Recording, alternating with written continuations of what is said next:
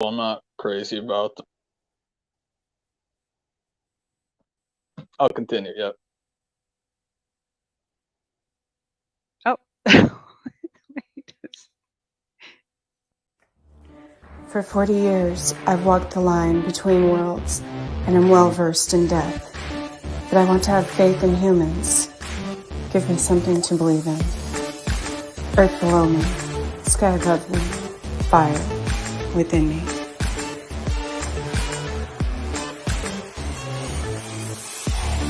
Brought to you by UPRN Network. I'm Trish Moe, and this is The Missing Piece.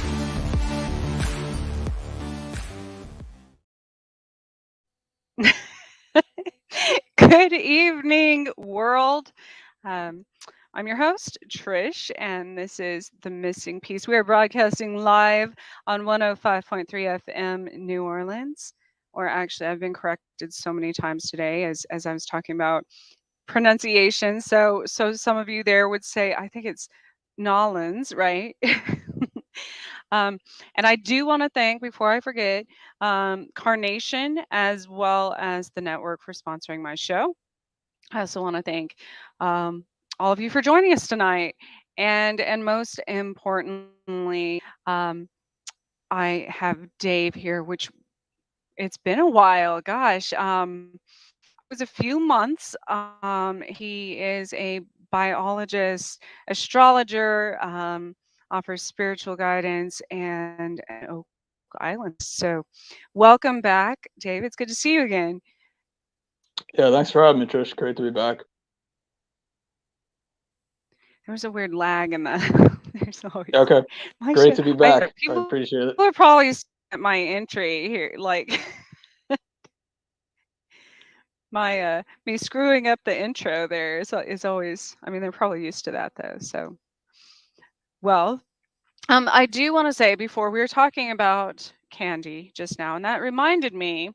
I don't watch the news, but I briefly saw something about the factory in Pennsylvania exploding. So, we do have a lot of hosts on our network from Pennsylvania's, and of course, I do um, want to reach out to those those families that were affected by that. I know there were still some people missing.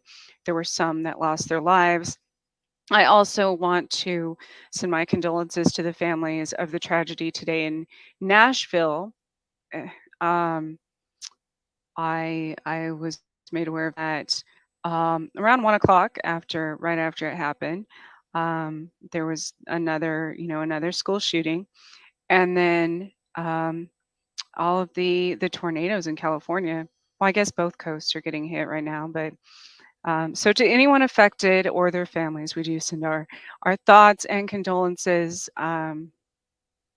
It's even though those things are happening more and more, it's still always it dumbfounded when I hear about those things because it's crazy to me, that those things still happen. But so tonight, I'm gonna pick Dave's mind, I think. What have you been working on lately? What projects have you got going on? Well, I started. I think I started my own podcast a few months back. I guess it was probably in December, and it's really casual and informal. I just invite people that I like and can have good conversations, intelligent people. And we just talk about whatever. And I kind of always wanted to do that because, like, the pace that I like to have is different than a lot of people. I like a fairly moderate to fast pace. I like a lot of facts and data and stuff. There's a lot of show. We were just talking about this, Trish. There's a lot of shows. It's everyone has a different cup of tea. Obviously, there's a lot of shows. There's a lot of opinions being thrown around, and I'm okay with that. But Yes. like, I'm also a scientist, so I want to see something backing that up. And I want to see credibility. Do you actually know what you're Hmm. talking about? Do other people, what other people agree? Yeah, they know what they're talking about. Listen to what they're saying, because then at least if they have an opinion, it's probably a fairly decent opinion, and I'm going to be interested in listening to that. So I've endeavored to make a show of that manner where I can actually do it the way I want to do it. Which is it's based in data and facts. And also I'm trying to figure things out. Like at the end of the show, I don't want to be like, oh, I wonder what that is. No, I want to take my best guess, educated guess about what I think is going on. I don't want to leave it open ended. And where can we find your podcast? It's on YouTube. I've got a YouTube channel. It's really easy to find. It's under my name. You guys can see my name on the screen. It's under Dave Petrella. Please subscribe if you're interested in the content. And then I've also got my Facebook page and my Instagram page. Is it broadcast on any of the other podcast stations at the moment? Which ones are you referring to? Oh, I mean, gosh, there's like SoundCloud or Podbean Oh or no, um no, it's just like YouTube for now. actual listening. Okay, I see. Hmm. So that's I've been throwing the idea around of my blog like I was talking about, but I'm thinking of just keeping them on like one or two channels because there's so many and it's overwhelming sometimes to keep up Oh with yeah. that all. So Well, what's really irritating but to yes, me is that I like to spend as little time with technology as possible. I think you can probably understand what I'm talking about. me too. So, Everybody knows that. I don't do right. marketing stuff. Yeah, so when I do a show, people know I'm casual and informal, and we like to actually come to conclusions on my show, when I talk about things. And so I'm basically like, I want to spend my time with the material in the show. So I finish a show and then I do like a 10 or 15-minute description so people understand where to find people, what it's about, all that kind of stuff, links. And then I just post it and I leave it. And then I go pick up my book because I have a lot of stuff to do, like research. I research every day, much like yourself, I think. I do. It's Hmm. never ending. And I never go back. There's some people, which I get, I get the a lot of people don't like doing podcasts or anything that aren't kind of pre-recorded and scripted and things like that. I get that. That's fine. For me, I would never put any information out ever because um I either just want to like go all in or I wouldn't do it at all. I would be too critical of myself, I think. So I don't even go back and watch my own shows like ever, ever. So I better be taking notes when I do talk, which I usually do, Hmm. when I do talk to people because it's not something just like you said. When I'm done with it, yes, I continue research on those subjects. I continue talking to those people, etc. But I'm not I'm not the technical, Right, yeah. type. But I've heard this come up recently, numerous times actually, and a few months ago, I started putting together a fact-based, which I'll probably just include in my blog, um, list of resources of credible science journals, things like that, because not all of them are credible. A lot of people think that just because something comes from what they think is a government website or a medical research facility, things like that, that it's actually fact based and credible. And many of them are not. And but that wasn't known before. A lot of those things are just coming to light now. And so there's so much I think there's more misinformation, especially on the internet. And now with AI, because AI just scrubs the internet for information. It's not checking facts, you know. And so I think that is something in the future that a lot of people need to be made aware of. It's just like it's like news channels, half of them, some of them might be true, some of them probably, most of them probably aren't.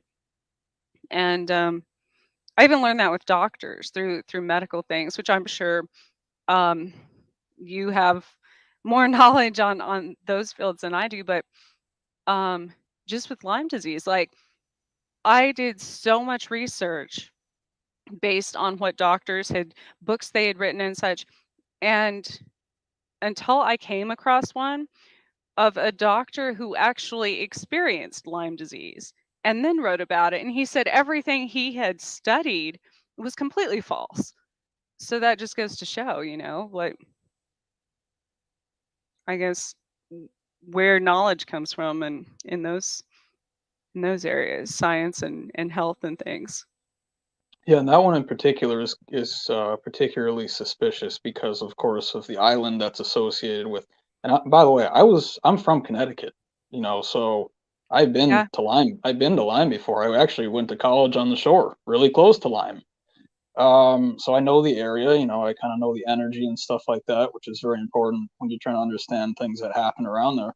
But we know, and you know more about this probably than I do. I haven't read the story in a while, but we know there was like a biological or microorganism testing facility Hmm. just offshore of Lyme, Connecticut. So you're telling me, and I, this is the stupidity factor. I just can't do this stuff. I've never been able to do that. There's fairly easy connections I feel to make between certain things.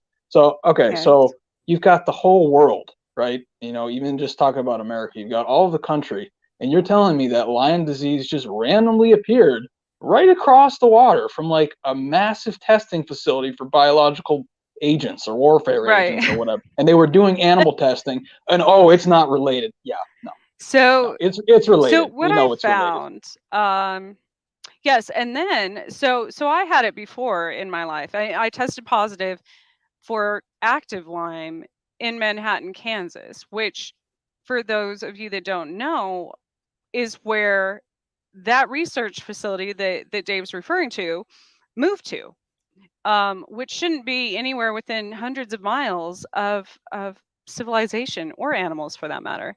So they put it right in the middle of the U.S. In the amongst all the livestock that they have at K-State and all of those research centers.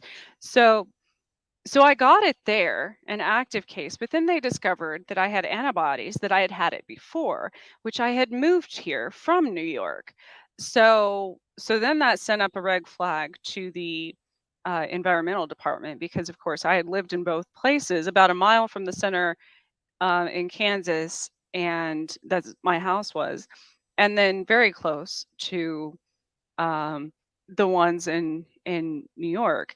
And so that's that goes to show also that, like, I'm living proof that it's not like I just got it randomly in another country or another state. No, I got it right by both locations of that. But in my research, I discovered that Lyme disease has actually been around um, since the beginning of time. I mean, they've discovered it um, in different, like, animals from thousands of years ago. So I don't think it was something new, but I do think that it's something that they brought back intentionally. You know, re um I guess in Like their reintroduced, experiments. probably. Right, reintroduce that. Yeah, because you can do a fairly easy, a targeted release. And of course I've done a lot of research, especially back in high school and yeah, I'd say high school and early college. I've done a lot of like biological field work. So you see things and you set up grids and stuff, and you put up fences to try to like quarantine the different animal species, and then you kind of count and collect what it ends up in the. There's one in particular I'll never forget. It was I think it was in Eastern Connecticut, maybe.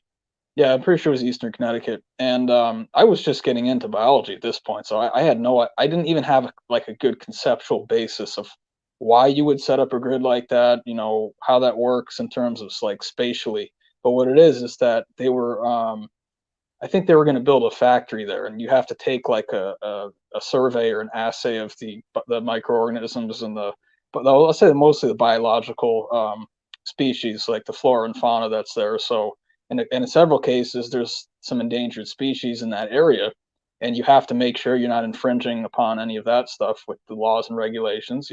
So you set up a grid, and what they did, well, really what we did, I didn't put the fence up, but there's kind of like a black plastic fence. It's probably about 2 feet tall, and they ran it maybe, oh, I don't know, I'm trying to remember, at least 100 feet. It might have been a little bit more than that in a straight line, and then across an area. I think it was across the threshold of like a field at the point where the field meets the forest, which is, there's terms for that. I can't remember what it is, but it's where the different like ecosystems like they interact with each other. And Mm-hmm. inside of that fence, we put big white pails or big white buckets dug into the ground, maybe 2 feet down. But like the Home Depot style, like the big ones, not orange, but they were white ones. The big pails, probably like a 10 or 20 Okay. gallon bucket. I don't know, something like that. And then what happens is over the course of the night, when it was mostly like insects. There were some voles and moles and stuff like that as well. I think there was at least one snake. I remember that too. It's amazing the amount of animals. So they're trying to migrate from the field. I think this is what it was, from the field into the forest during the nighttime, and they have to cross this barrier. And they're not looking at, oh, there's going to be a fence here. Humans are the only people that would do that crap. So they're just assuming, oh, I'm going to be fine. I'm going to go into the woods. They hit the Right. fence and they fall into the pail. And the pails are probably like 3 feet apart from each other. So it's high likelihood there's a lot of them.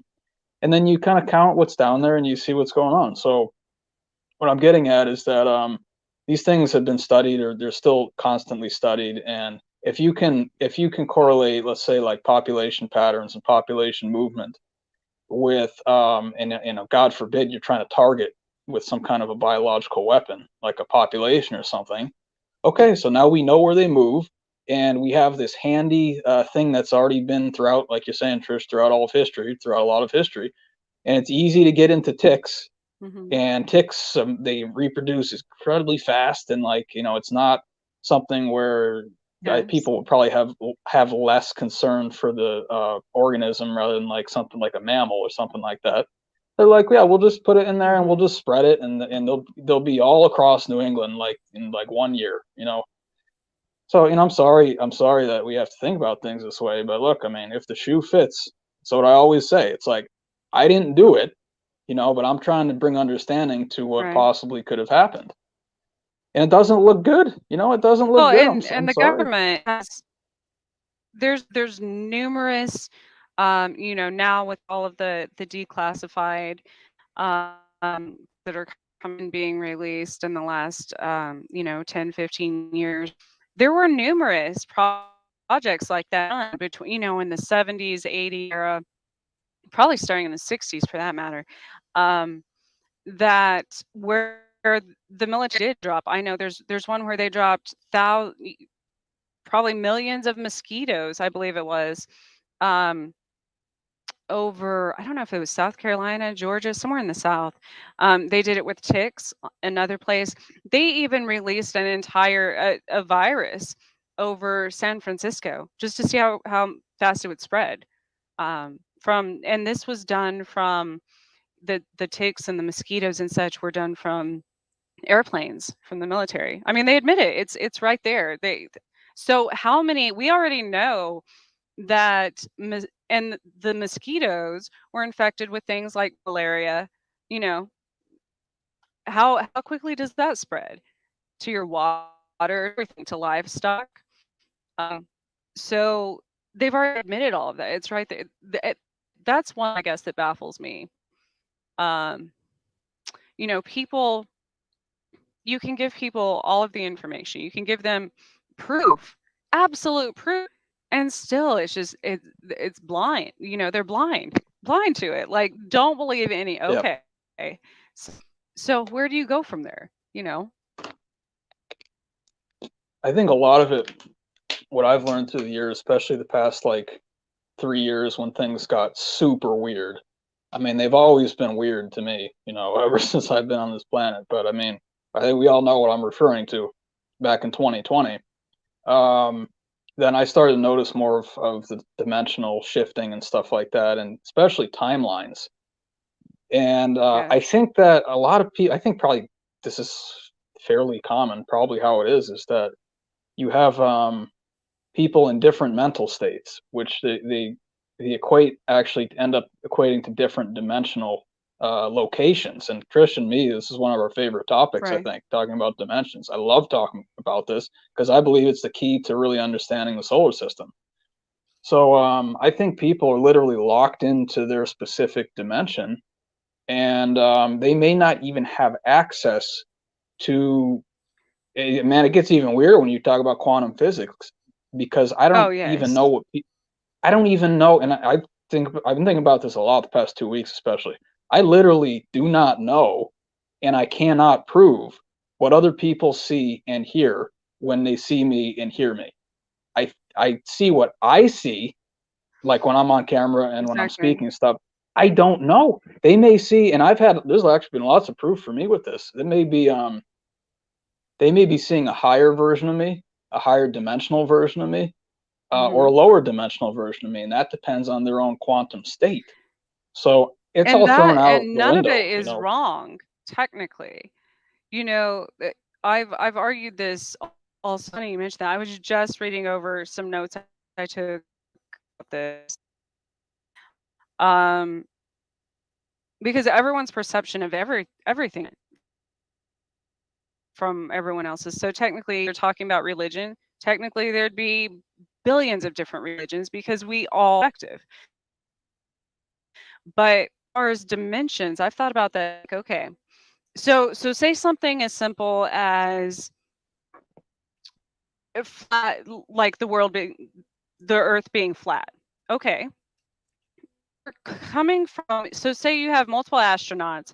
One is literally still in like a first or second dimensional body, being, right? Okay. And then the other ones might be in third, fourth, fifth, sixth, whatever. So that person is going to see everything. The world is flat, of course, because that's how they see it. But somebody who sees in 3D and is in that dimension is going to see the world as round.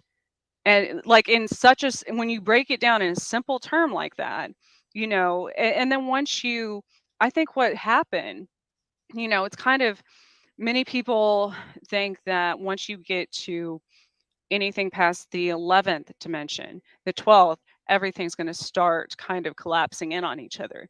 And I honestly think that that's kind of what's happening. And it can be very confusing to people who are on different levels, because it's the same thing, like certain people see UFOs or cryptids or what have you, and others don't in the same area. You could have a whole city of people and only a small percentage witness something that's right there in front of all of them. Oh yeah, So um I think that's why like we should try to give people. As I say really fast, that's why we should try to give people the benefit of the doubt when they tell a story. This is what I saw, or this is what I yes, experienced. Now, I run their credibility in my head. It's like, do I even find it? If I find the person credible, I'll listen to the whole story. If I don't find them credible, I'll ask them to, I'll give a qualifier. I'm like, dude, you better be telling me the truth, man, because it doesn't feel like you're about to tell me the truth. I may actually say that right. to them so they know. Don't mess around. Okay, don't do it. And then when you see them, if you say that before they give the story, then they start stumbling. There's a high chance that they're lying. You know, because like if you're not lying, it's like, dude, I'm just gonna tell you the story. Just listen to what I'm saying. So that's there's ways to do it. I think. I think there is, but I think, again, there's different, that's a whole other subject because there's different cultures and societal norms. I think as a society, we become accustomed to lying in certain situations. I was listening to a podcast about Roswell earlier, and that was a societal norm for the time. That was in the 40s. Nobody talked about those things. They would be considered crazy, and especially not the government. So when you're asking these officials, what what happened, or of course they're going to lie about it because of fear. Fear is what everything is based on in this world. um Unfortunately, we're kind of growing out of that as a society, but it's still there, especially amongst the older generations. But but I think, if you start breaking down the levels of the dimensions, like Like, for instance, the zero dimension is just nothingness. And the reason I started thinking about this was because one of my near death experiences, I it's like my whole life went backwards in my head, but then I ended up in this room of nothing, like nothing. Just I wouldn't say, and it wasn't like a void. There's a big difference.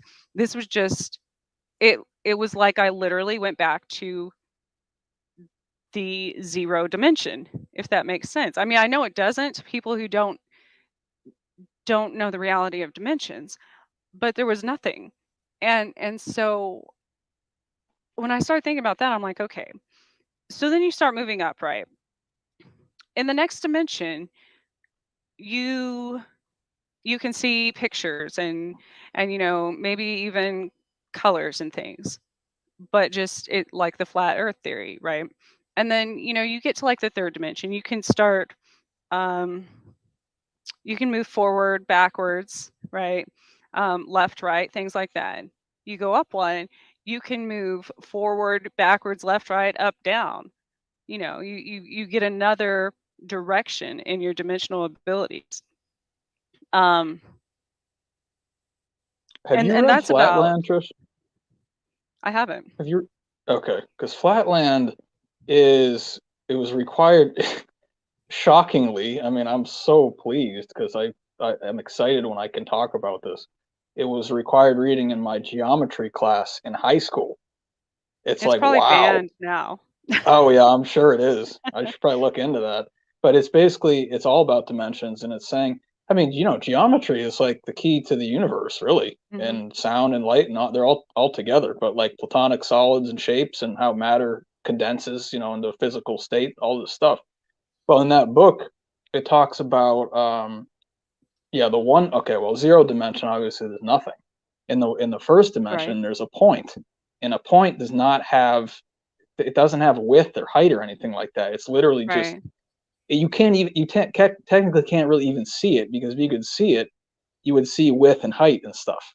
But Right. it's like a coordinate is what it is. That's the way to think about it. On an invisible grid. And then the second dimension is a line. And of course, a line you can see because it's 2 points that make a line. But no, there is. And then it's also can be a square or circle or something like that in 2 dimensions. Then there's the third dimension, which is like a third three-dimensional object that has, like you're talking about, height, width, and A length. cube or a sphere. And then when I started to be like, wow, this is getting, and I was young, and I was like, this is what I've always been looking for, this stuff, and finally someone put it in front of me, not even knowing. And the teacher has no clue about, super consciousness and any of this crap. I really appreciated her. She was a very good math. She was very smart at math. And unlike I think a lot of current day teachers who kind of try to fake it and stuff, I'm not trying to judge people or anything. That's from what I've seen.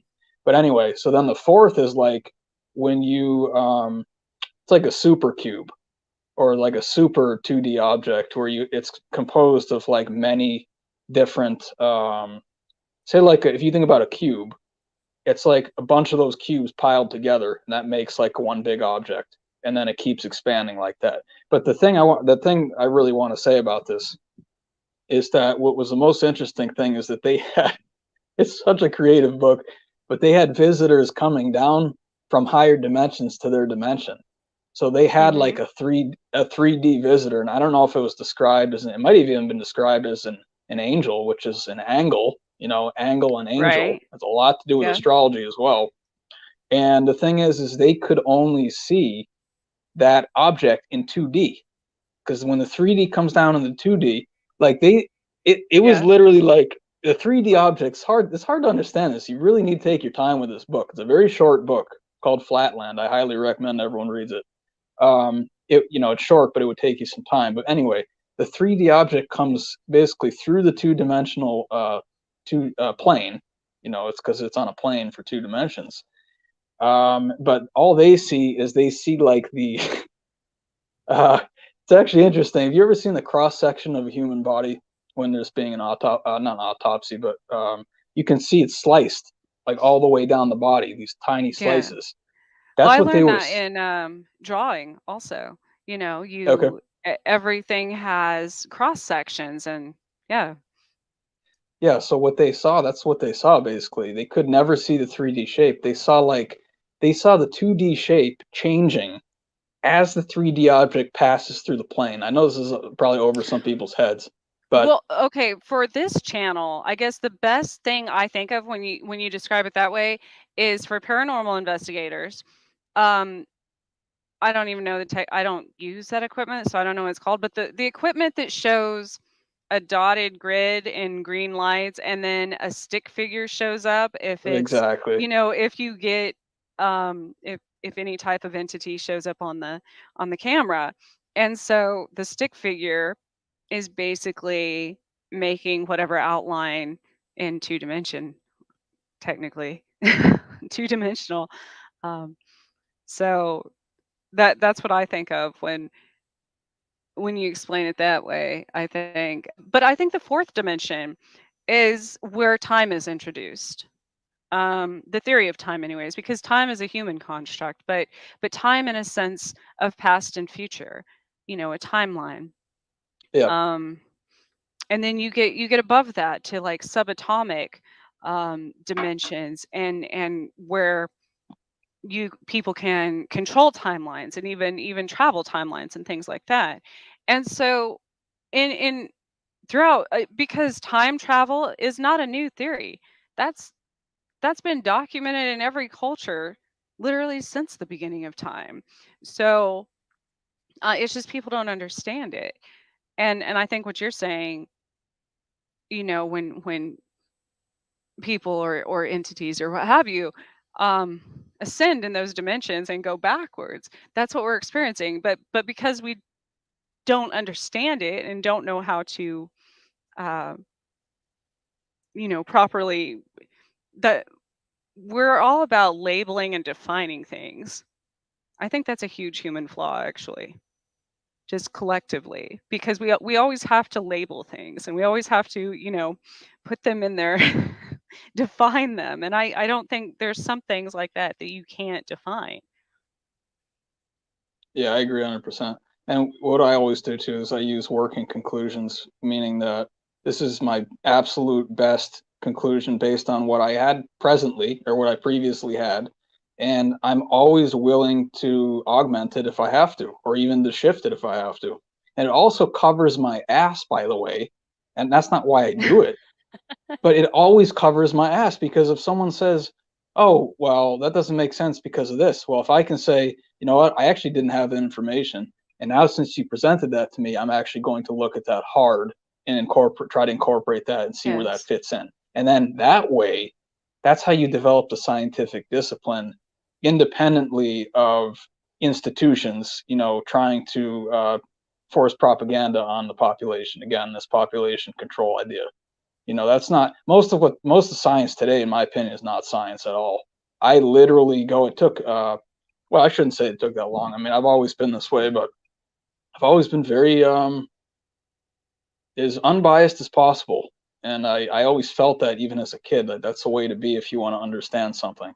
So when I go in, and, I've done a lot of research. I spent 100 days on the road last summer, actually doing research all across the country.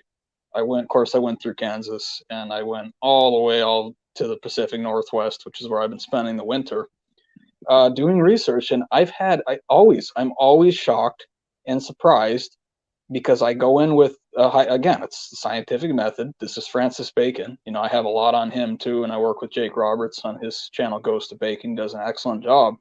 But the idea is that you really need to look at, put your hypothesis forward. Absolutely, this is what I think, and then literally remove it out of your head. Totally put it outside of your line of vision and everything. Put it off to the side, and then go in and collect your data.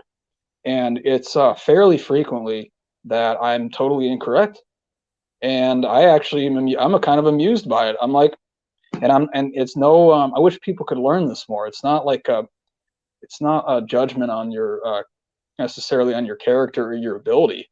It's that you just didn't have the information and it Mhm. maybe it wasn't designed according to what you would how you would design it. That doesn't mean you're wrong. It just means that you were lacking information to make that the proper conclusion. So when I go Right. in, like here's a really good example. I don't know if we ever talked about this, but Lovelock Cave.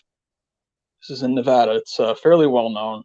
The Paiute Indian tribe essentially talks about there being giants that lived in this cave, and that they were actually cannibalistic giants. And they don't like, Mhm. they have a straight face when they talk about it. They're not kidding. They're not kidding. This is Right. not like a mythology. This is real to them. And so they had to they actually set a fire at the fire entrance, and they trapped them in there, and I think they died of like smoke inhalation and heat and stuff like that. So you can go to this cave.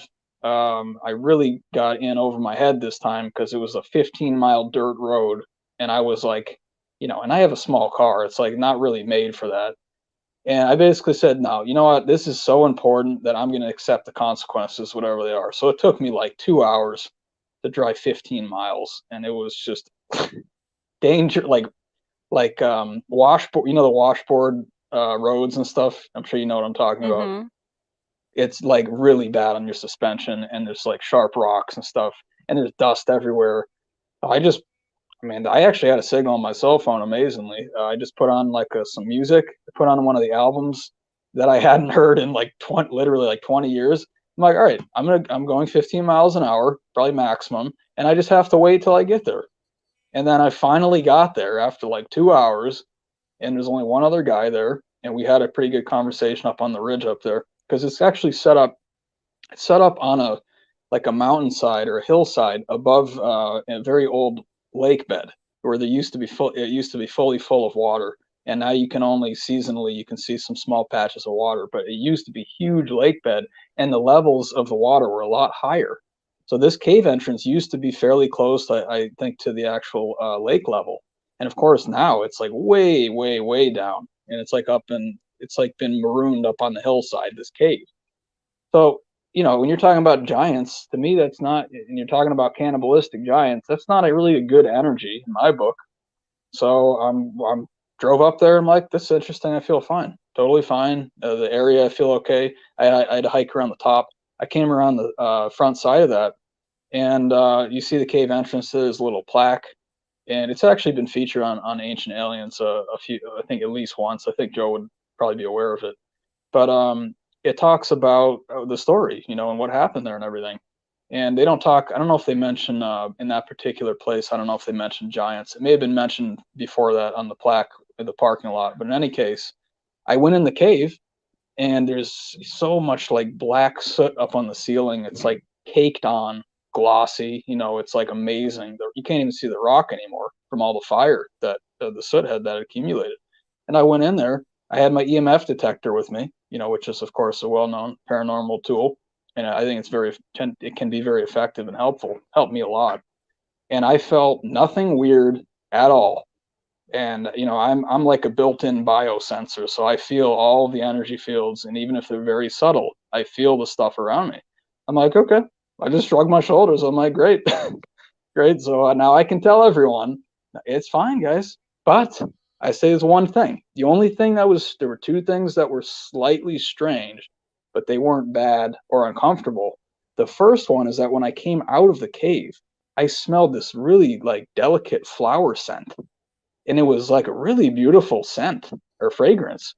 And I'm like, of course, there's barely any plants because I'm in the desert. I'm in the high desert, Western Nevada, and I'm literally like on my hands and knees smelling the plants. I was the only person up. I don't care anyway. I mean, I'm not embarrassed about anything. So I'm up there trying to see where it's coming from, and I could not find it. And there were like only a couple small shrubs and stuff, and I'm like, okay, well, to me that was an interdimensional something coming in, but it was a good Right. experience. And the last thing I was going to say, Trish, the only other thing that happened is I did see a cloud that did look like a disembodied head that was not really a weird one. It was probably some kind of an alien species that was floating above the top of the hillside. That was when I was getting ready to camp for the night. Kind of observing, observing but being respectful. But it wasn't anything weird or scary. So I was gonna say back to the multidimensional, interdimensional, I guess, beings in that sense, that reminds me of, now that as a medium, since I've communicated, I don't even like to call myself that because I don't do it in the same fashion. I don't go out seeking spirits to communicate with for the purpose of contacting people's deceased relatives and things like that at all. I get information from spirits or interdimensional beings, uh, based on a um, completely mutual feedback, if that makes sense. Nothing from likes being manipulated. And so um, I do have, issues. I experience that so much. My conflict of interest in that in the paranormal field, to an extent, because um, with the dimensions, when you start, there are some darker entities that could be of a higher dimension than yourself, or myself, whoever. But they're able to go back as well. So what if these giants being labeled as cannibals, what if they were higher dimensional dark beings? And as you said, once when they fall through the dimension, if you can only see, and if you're stuck in that dimension, then yes, it would look like cannibalism. But to them, it's literally feeding on something's life force, their chi. But it reminds me of Alice in Wonderland, actually, one of the older ones where, like, I don't even know. I mean, this was like one of the original ones where she goes through another door and everything's flat. Like even all the villains and stuff, they're flat, like paper Oh yeah, I dolls forgot and about that. stuff. Yeah, that's what it made me think of, because and then she goes through another one and she's the giant, and she accidentally, like, she tries not to step on other, it's, I say that as no different. I've said that before. I've probably taken out entire civilizations of ants, um, without even realizing it. And to them, Oh who yeah. knows? I might be in their stories, and their grandchildren and other generations, as the red-headed giant that took out an entire town or civilization, and I was the beast. It depends on perspective and whose story it is. And none of them, if you go by that theory, then none of them are actually wrong. It's like a person who's colorblind looking at the same thing that someone who's not is. That person that's colorblind isn't lying when they tell you what they see. It's just different than the other. Exactly. Yeah. Exactly. I actually have an interesting story about fire ants. Really quickly. The Oh, second fire night. ants. I actually have two stories about. You probably have more than as many as I do, probably, Trish, right? They're evil. Okay, I'll just say really quickly. I think it was the second night of my trip last year or last summer, and I was in Mississippi, which is a very, very powerful spiritual place. I mean, we're in the Gulf of Mexico. There was a lot of what they call the Mississippian culture over there. Lots of Indian mounds and stuff like that, and lots of clay, actually, lots of like red clay. Mississippi mirrors, and the Mississippi River mirrors Egypt. Exactly, exactly. And you and me have talked about that off the air before too. Looking for the corollaries on one side of the Atlantic versus the other side of the Atlantic. Well, and we see, Mississippi has ISIS right in the middle of the word. So how did that happen?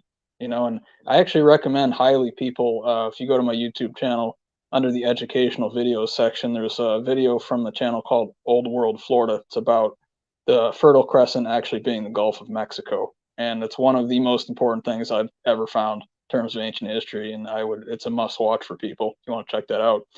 So, yeah, and then it gets a lot weirder too, because of course, you know how much research I've done with the LDS tradition and Joseph Smith. And Joseph said that the original Garden of Eden was in Jackson County, Missouri. And the first time I saw that, I literally put it in the trash can. I didn't even know what to do with that. Like, I had no basis for understanding what he talked about. So guess what I did? Well, I did several things. I read the text. I read the original text that revelation was contained in, which is called Doctrine and Covenants. separate from the Book of Mormon. And actually, if you're going to read one, you really need to read both. And I thought when I first read the Book of Mormon 10 years ago, I thought, oh, that's probably enough. Well, it's really not. You need both to understand the full picture. But I just read Doctrine and Covenants right before my trip last year, and he's talking about all these revelations and things that he got in terms of where these people, where the ancient Jewish people, when they lived in the Americas, where they lived, specifically where they lived. Talks about Lamanites and Nephites and all this stuff. And by the way, Nephite is very similar to the word Nephilim. I would just like to highlight that because no one ever highlighted that to me. And now I think about it. Now I think about it differently when I read through the Book of Mormon, which, by the way, I'm about to start again in about a week, and I'm very excited about it because I haven't read it for 10 years. And most of my trip last summer was doing research on the LDS Church and, of course, Joseph Smith's revelations and prophecies. I followed his entire life, all the way from where he was born in Vermont, all the way to where he was martyred or killed in Illinois, Carthage Jail in Illinois. And it was something very interesting. It's really close to me because, and I try to explain this to my missionary friends in the LDS Church a lot, that Joseph Smith, first of all, he was born on the same line of longitude that I was born on, which is to me highly significant when you're talking about energy grid lines and stuff that go across the earth. And we talk about this too, Trish, different energy in the land, depending on where you go across the planet, of course. Yes. And so he, and when I get communication, it's very, it tends to be very anonymous. And it's just like something, just a piece, sometimes whole folios of information will just drop into my head at the same time as a fully formed story or picture. And then I can start to actually flip through it in my mind and see what I want to do with that. But he communicated with me and said, Dave, I want you to see my life. I want you to see what I saw and what I did before this became a religion. This is before the LDS Church, before the RLDS, which is now called the Community of Christ, which is another Book of Mormon church, before the Church of Christ, before all of this stuff happened. He wanted me to see the real story, and get the energy in the land and experience what happened. Go to the places he had revelations and all this stuff. And sure enough, they are very, very spiritually strong. It's not something I go in. Did you go to St. Joseph? Yeah, I went through Missouri. I went through St. Joseph on my way back from Kansas after coming to Topeka, actually.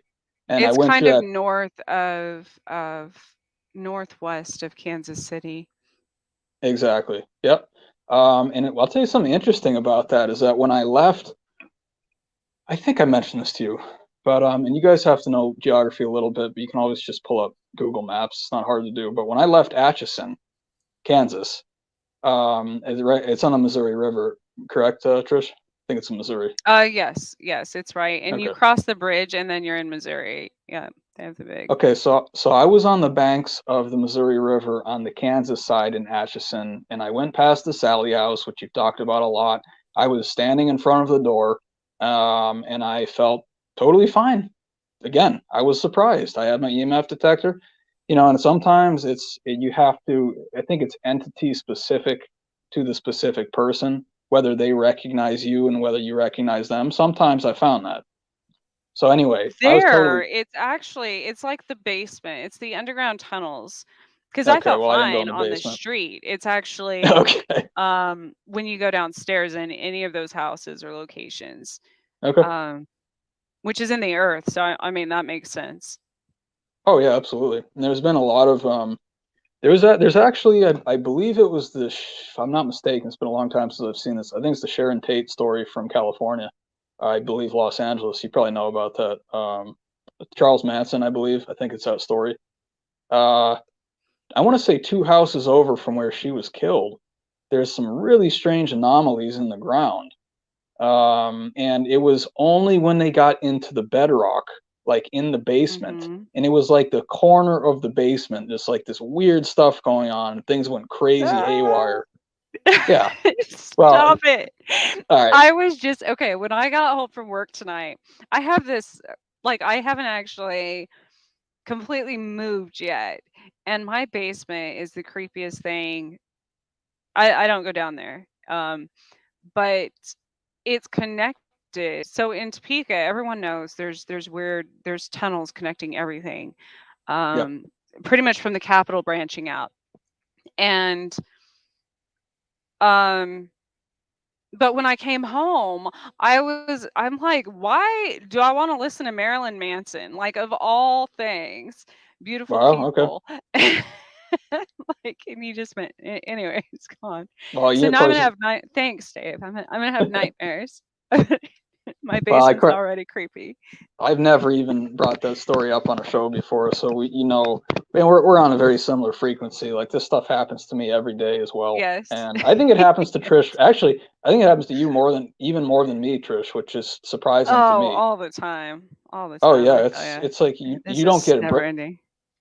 Yeah, like you don't get a break. I do get breaks for sometimes a couple days if I'm lucky. Which to most I people don't. would be like, oh, but you don't get any breaks. So anyway, yeah, it's associated with I would say like the telluric currents, which are the Earth currents. It may Mhm. have been one of the other things I think about, and I know some people don't like the story. They don't like to go there. I think about Tartaria and stuff like that. I think about possible buried civilizations. I think about petrification of biological organisms in rock, that people are trapped in rock. So you just mentioned the Tartarian, right? Okay. Remember, I don't know. Did you go down in the basement at the Capitol? In Kansas, yeah, So remember, in the it's basement, weird. there's posters of, um, excuse me, world and county fairs. That's all that's down there on the walls. Is it's all vintage posters of fairs. Like, for other people, I don't know if other parts of the world have like county fairs or things like that. Oh yeah, I'm not oh yeah. sure. We had a Um, we had a we had a four town fair actually where I grew up. So I think it's the same county. But well, yeah, but I mean, I yeah. don't know if that's if they do that in other countries. Oh, I Um, don't know. but but regardless, that's part of the Tartarian theory. Is they draw a whole little town to a fair and then destroy just reset, wipe out everything, like build it up overnight, like nothing ever happened or it didn't exist. And so one of the times I was taking pictures at the Capitol and saw that's the first thing I thought of when I saw all of those fair pictures. I was like, no, no way, Yeah, right. no way. Um, so I go back and forth of being conflicted to whether or not any of this is real. Whether it's completely, if it's all holographic, which has been stated many, even government theories. There's even been a project based on that in the past. I covered that one time. So um, that's one of the things I was going to say. I forgot about this because it's something I had been researching um, recently. All I wrote on it though, which is weird. Um, You spoke of I you know probably way more about them than I do. The Nephilim, right? Hmm. How do you pronounce it? Yeah, that's how I say it. Yep. Some So people those say were known as the some people say giants, right? Nephilim. Yeah. Right. Those were known as the giants, right? Um, and the Anunnaki. So Anu means heavens. Um, Ki means earth.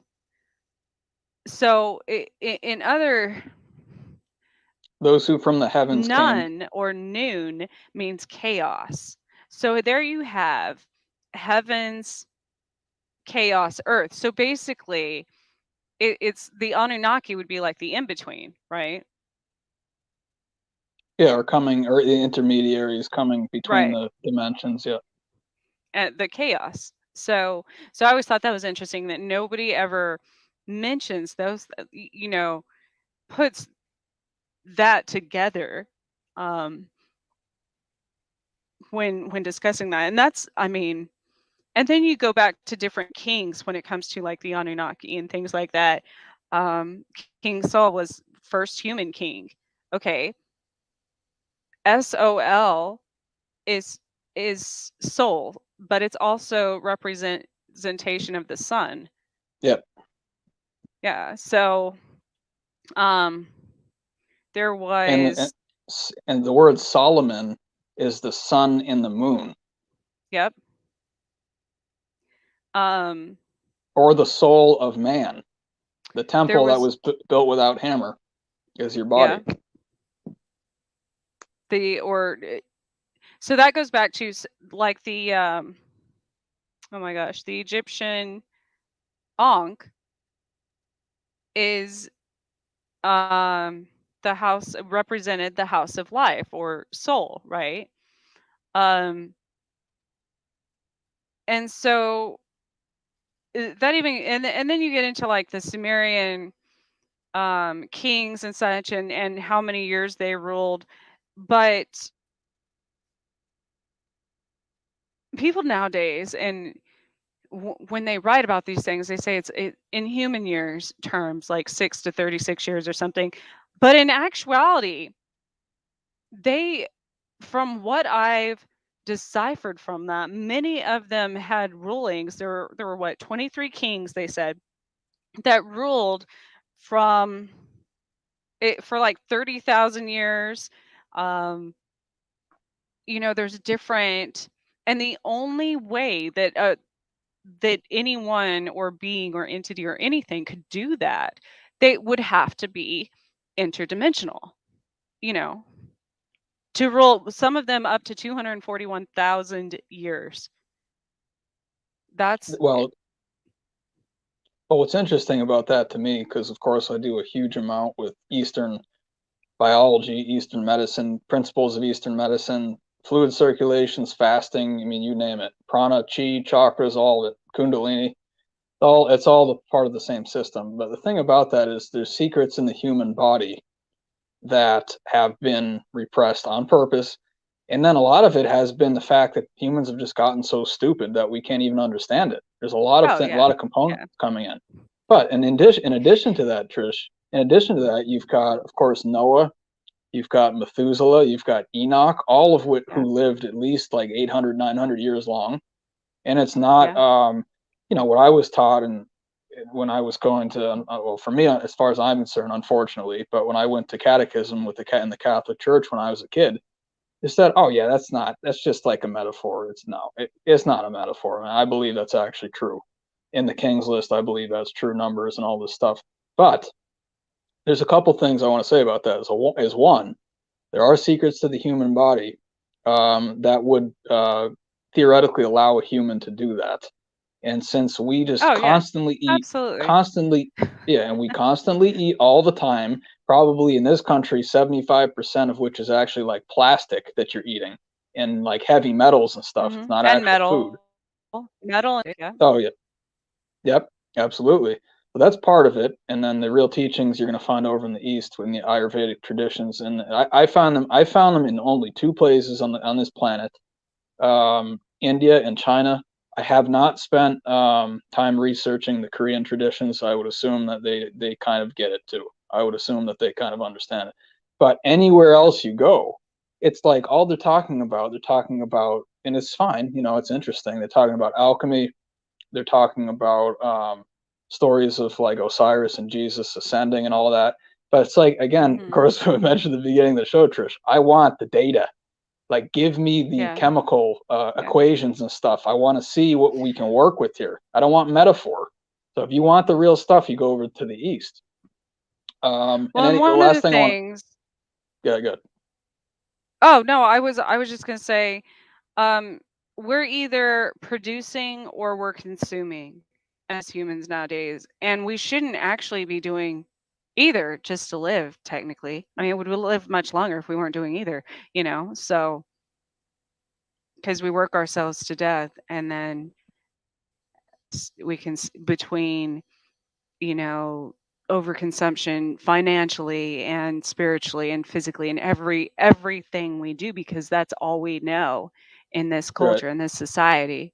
Um, so Yeah. So there's that, and then another very important point here, which is the fact that we don't. This always is irritating to me because scientists, career scientists who are being paid for a narrative to try to tell people this is how. Okay, you know what? I'll make my own decision, man. You tell me what you think it is, and I'm going to mhm, decide what I think it is, and everyone else who's intelligent is going to decide what they think it is. So no, don't push your agenda. I cannot stand that crap. yes, I have to give people heat a lot of times these days because I'm like, dude, that's what you think, okay? That's what you think. And by the way, I've got good data, and that's not, all I heard from you was an opinion. Okay, so I go with that stuff. But what I want to say too is that we don't, and what I was going to reference is carbon 14, the C14 testing, is that they say, oh, and by the way, from what I understand is it's not very accurate within the last 500 years. It's only after that.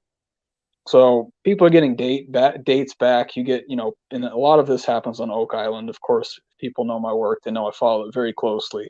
If I was involved with it in 2017 and 2018 a little bit.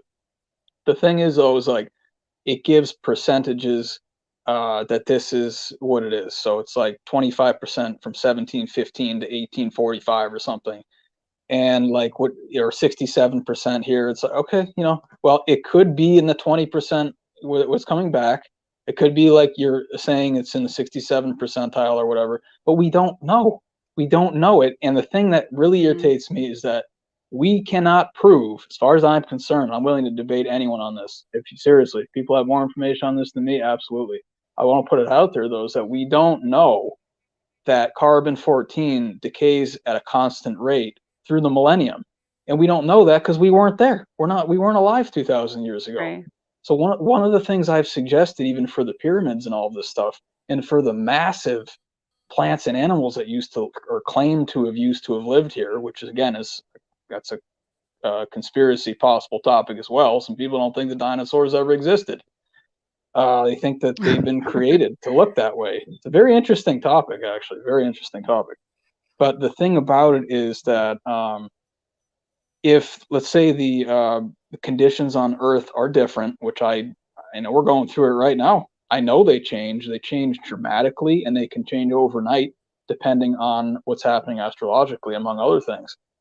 And I do want to touch on that before the end of the show too, Trish. What we've just been through in March has been really, really extreme in terms of astrology. I've never felt anything like that in my life. What just happened past 30 days, and I've lost people to all kinds of weird stuff. They've changed. Some people have gotten cancer. There's all kinds of really, really intense stuff happening right now. And I'll yeah, try to explain. Well, I'll try to explain the why if you want to get into that a little bit. But we don't know what the conditions were. We can't even prove that the physics are the same as they are now.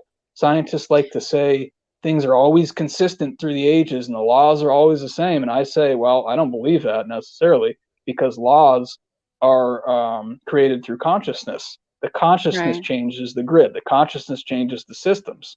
But we don't know. So if let's make this last point. So if the conditions on the planet were different, which I guarantee they were thousands of years ago, oh yeah, even just speaking astrologically, things change, and the orientations are changing on a daily basis.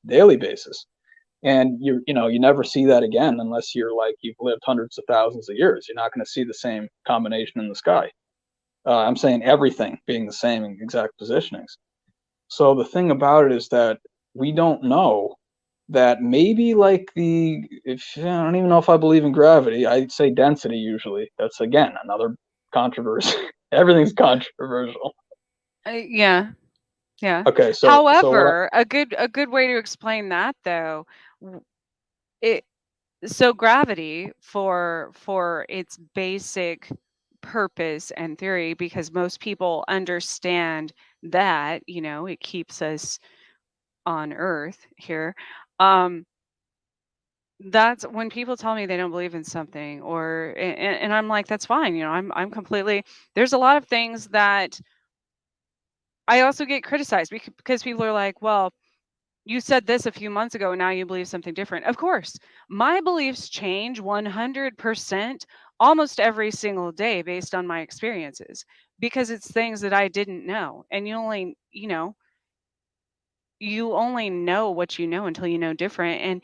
And as you just said, this moment, even if time didn't exist, this as we are right now will never exist again in the same exact fashion, because it, so I think people get confused on the theory of even like quantum physics and relativity and things like that, because if you say things can't exist again, that's true in that same fashion. However, if you argue that everything that will ever exist already does, then that's conflicting information, unless, like you said, you demonstrate how that can happen. And I think one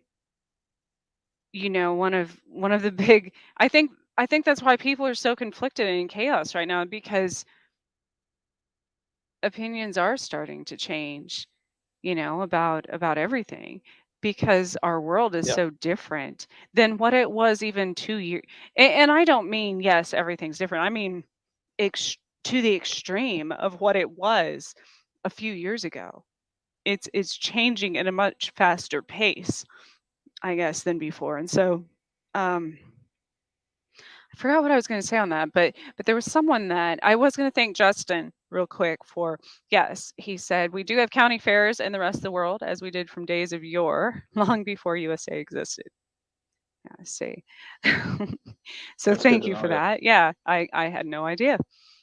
Um, Yeah, I want to add really quick, Trish, the density slash gravity thing, whatever you want to call it, I don't even really care, whatever people feel comfortable with.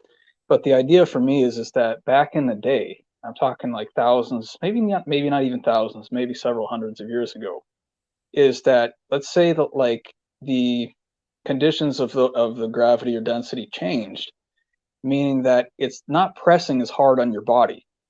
And I noticed actually, by the way, in 2012, I stepped outside one day. I'm like, wow, and I didn't really know what ether was back then, but like the invisible grid around my body felt different.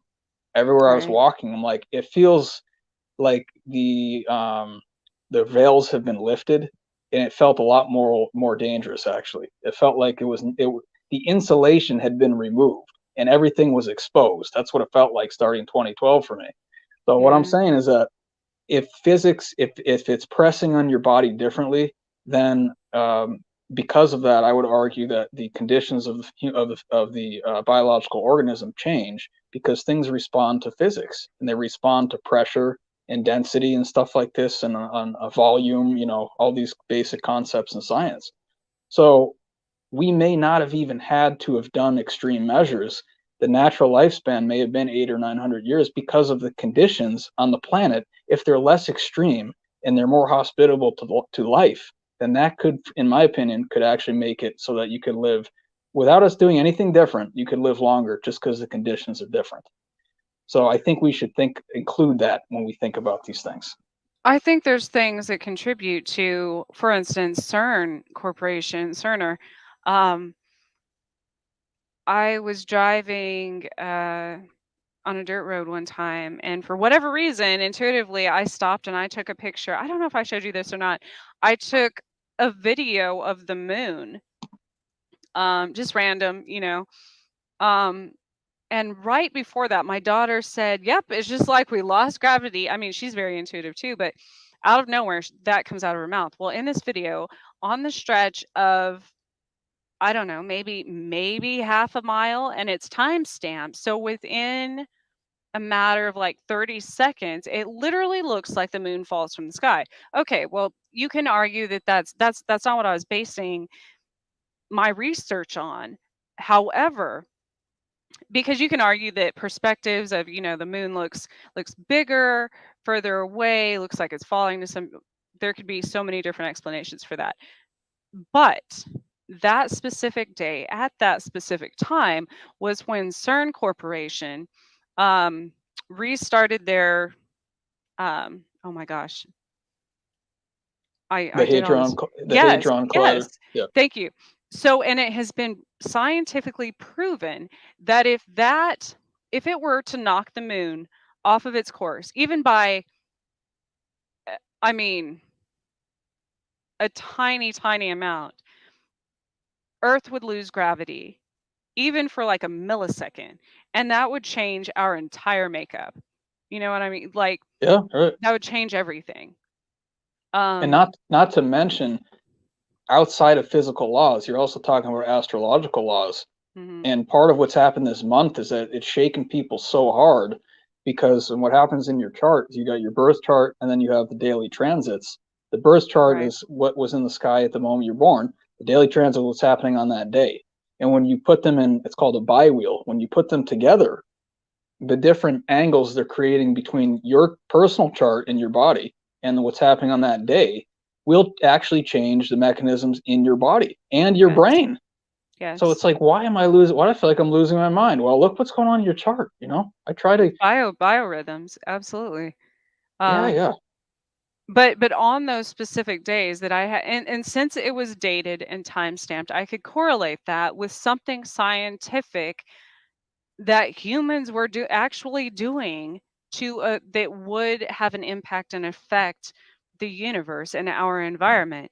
And numerous people, myself included, around me, people that I knew, all of a sudden, everyone's eardrums were bursting. People were their ears were bleeding, all across the world for that matter. What day was that, Trish? Do you know? I'll have to look back. Okay. It was last year, I believe. Last year or the year before. But it was in the fall. It was like September maybe. Um, and so of course, then I researched, dive more into that. One of the first symptoms on humans, if the Earth were to be knocked off course and lose gravity, even for a very minute amount of time, one of the first symptoms in a human would be their eardrums rupturing due to obviously biologically, the pressure and everything. So that to me, well, first of all, it pissed me off because one, why do a few wealthy scientists get to determine the future and the path of the entire universe for that matter and the earth?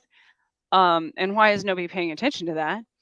And um, where are they located? Like Norway, Sweden?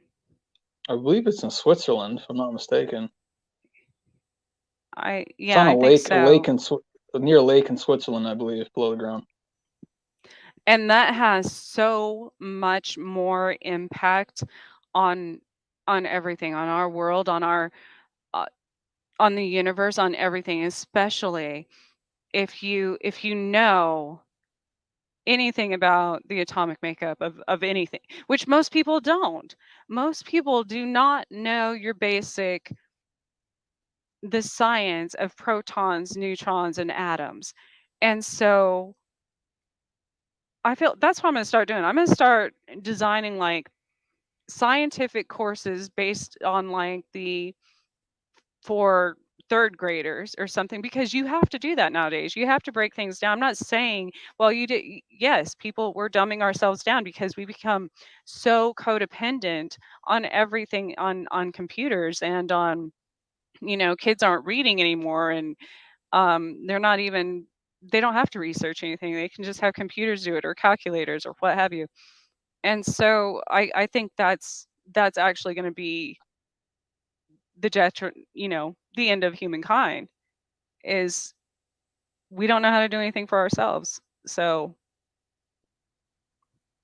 maybe that's how people's like Yeah. brains got smaller. It's one of those things like you don't use it, you lose it. Right, right. Well, I think we need the leaders to do it too, and it's Oh, taken me my absolutely. it's taken me my entire life to find people that I mean, to be completely honest, Trish, you're one of the only people that I can have a conversation like this with. I think through my mind bank and I'm like, who can I even do this with? And some of the people who I thought I could, I've actually since lost, not necessarily to death, but like something's happened in their brain or like their life. They just Yes. went off the deep end. So like I actually it's quite sad, but I'm losing people all the time now, whether it's to death or to something dramatically shifting in their mind where it's not possible to work with them anymore, or they can't think clearly or whatever. The list is getting smaller and smaller. So what it is for me is like, and I think you probably, you tell me what you believe for yourself, obviously, but for me, I'm happy to be one of the leaders. But like, you got to come and like participate, be part of the channel, ask questions, sign up for services, all this stuff. And because if you see, I've always been able to do this. Is if I see someone who I think is doing a great job, I go over and I support them. I go over and I send them a message. I'm sending someone new at least once a week a message on some kind of platform, either saying, "Oh man, you're doing a great job. I support you. I'd like to learn more," or whatever it is. And that's how you build a community. But if you have someone who's in a leadership position and you don't have people, lining up to say, "Oh, I want to learn more about this," then I can't really do much more, And a lot of No. people can't. We can put it out there, but we need participation from everyone to make it, for instance, to make it like a movement or to turn it into a movement. And I'm not And the person.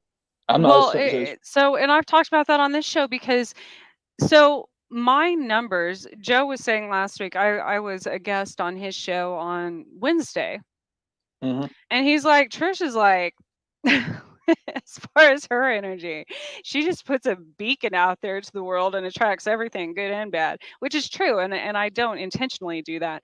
But the numbers on my show have grown. And as I've always said, that's not necessarily why I'm here. That's not the importance. Yes, it is to be able to reach as many people as I can. But as far as an ego side, that doesn't really matter to me. And I don't think people realize when I say I need to know if you like the content I cover, if you want me to cover more of it, or if it doesn't even matter. Because in my own life, as you know, I'm going to keep doing this. I don't research things for. I mean, yes, I do it for other people as well because I want to share the information, the knowledge that I find out, and things like that.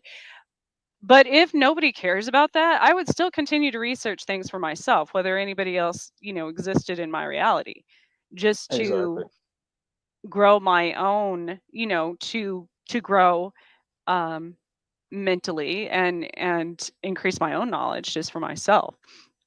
And I think that's the difference. You can tell there's so many out there nowadays that are just mass producing books and um especially with AI now, mass producing books and things that because they want the credibility, you know, and without taking the time to actually research and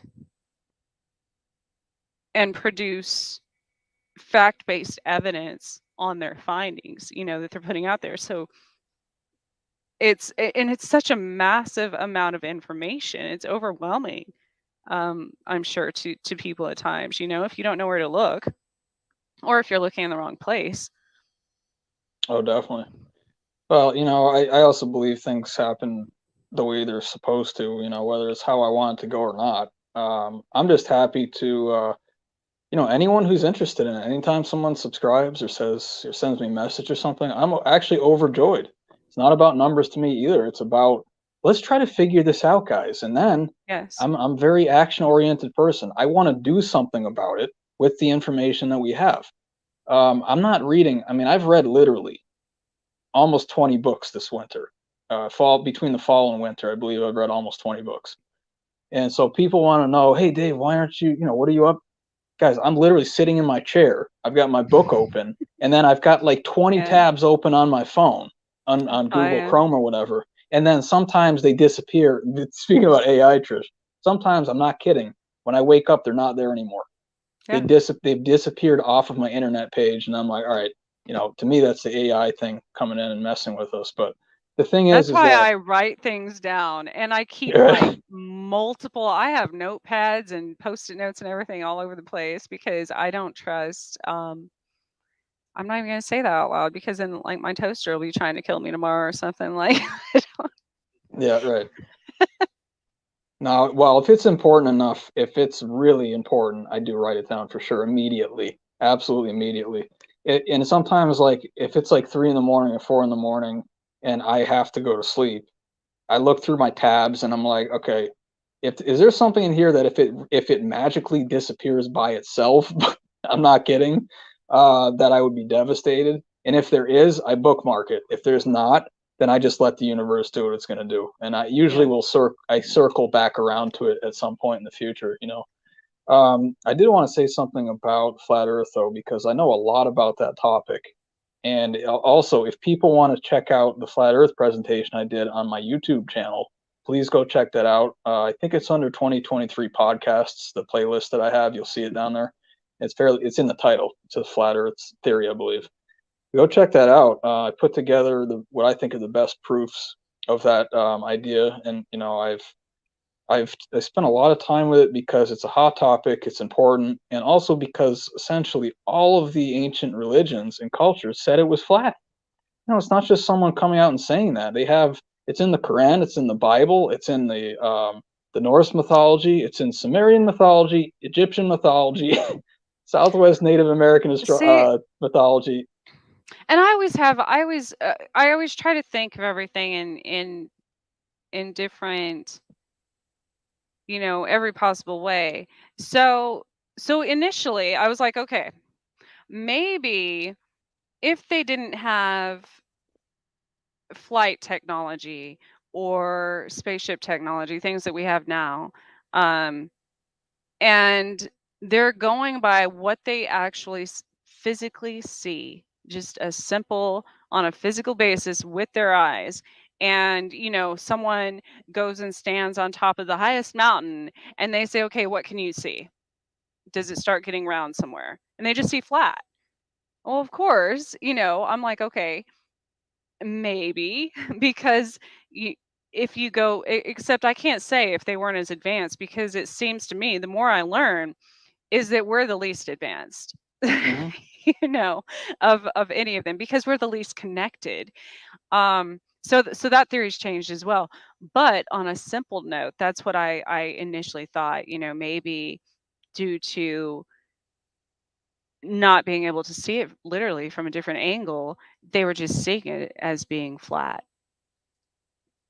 Yeah, absolutely. I mean, it could totally be that. The other thing, I'll bring up two really easy ones for people, and please go watch the show I did because it has everything in there, all the most what I think are the most important points. I wanted to condense it for people, and that's also what I'm trying to do on my channel is to condense the topic, whatever the topic is. And what I do, and you'll Mhm. appreciate this, I think, a lot, Trish, because of your astrological sign. But I put everything on the table that's valid and Yeah. I spend a little bit of time in every topic, even the ones I don't like, because I try to be neutral as possible. And then I let people decide what they think it is. And I have my opinion about it, based on the facts and stuff.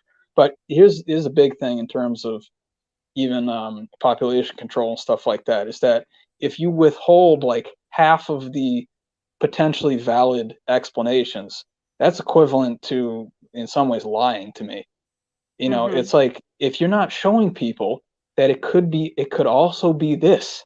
Like we need to do that Right. in public schools as well. It's like, apart from inciting riots in society and stuff, I'm not advocating for that, but I'm just saying like don't try to drive your narrative and ignore an entire concept or for instance, astrology was never mentioned in public school for me. And you know what you could do, and I say this all the I don't time. think it was for me either. I think the first time it might have been college before I took any type of, and that was through mythology. Hmm. I had a Greek and Roman mythology course in college, Trish, that changed my life. It was in Boston, actually, where I went to college. In addition, and it was talking about entheogens and the psychedelic mushroom and all of these things, and how that was very much a part of their religious ceremonies and things. Um, mushroom cults and Christianity and all this stuff going on, to change your consciousness and just amazing things going on. But I started to think about it differently, and at the same time, I had a cosmic evolution course, science course. I was Oh taking those wow. together, and it expanded everything I thought about mythology and I'm consciousness. And sure. I don't even think they oh, offered that here because I mean, I'm in like the Bible Belt, like that right. that wouldn't be something offered. I went to KU initially, the University of Kansas, so um I Well, don't which even remember that we had anything like that. I mean, it's been, well, that was like 20 years ago. They probably do now, but yeah, and what's brilliant about this is what we have going on now on the internet is that you can access all this stuff. I mean, you can be yes. in rural nowhere and like take your like set up. I mean, you could Mhm. set up your own educational itinerary for yourself and say, okay, I'm going to spend an hour a day with this one and an hour a day with this one. And the important thing, like you'd mentioned, Trish, is to find people that you feel like you can trust. And I'm never above information coming in. I'm gonna say it could be a challenge, or it could just be like, have you thought of this? And if I haven't, I'll let them know I haven't. And then I spend an hour probably that night, even though I don't have time for it. I've got my bookmarks piling up and all this stuff. I'll never catch up. But the I don't point think is people that understand that. I mean, I know you do and I do because that's my lifestyle, but you're when right. people say they don't have time because they have to go to work and school and do this and that, no. I think what Dave and I are referring to, like, there are so many things that I feel the need to know and learn at that I spend every waking, like, I have to force myself to have the discipline to do other things in my life, exercise. Well, even when I'm exercising, I'm either like reading something, listening to something, whatever. But I'm talking about like I have to force myself to have balance to spend time, which I spend a lot of time with my kids. I'm not saying that, but I'm saying every other waking moment, literally for me, is spent researching things and learning. I guess increasing my knowledge. So when Yeah, people tell absolutely. me that they're bored in life or whatever, or bored, or they're able to watch 35 episodes of Grey's Anatomy and that's fine if you watch TV or whatever. I'm not saying that. But I'm saying if you're bored, like I don't know, I don't understand the concept of boredom. I'm never bored. There's always something to go outside, explore, see, learn, do, whatever. Like I don't even in your own backyard. Most people don't even know what exists in their own city or state or whatever. So it's crazy to Yeah. me. But I don't think people understand that when we say we don't have time. I don't mean we don't have time. Like there's not enough time in a day. There's not enough time in a lifetime to learn everything there is to know about the world. Yeah, and I think what it's become about, I agree with you 100%. I think what it's become about for me, especially the past like 3 years, because I just don't have time for all the topics. I'm interested in everything, like much like you are, Trish, obviously. So it's about where's humanity? What do I have to know to help or to assist bring humanity where we need to go?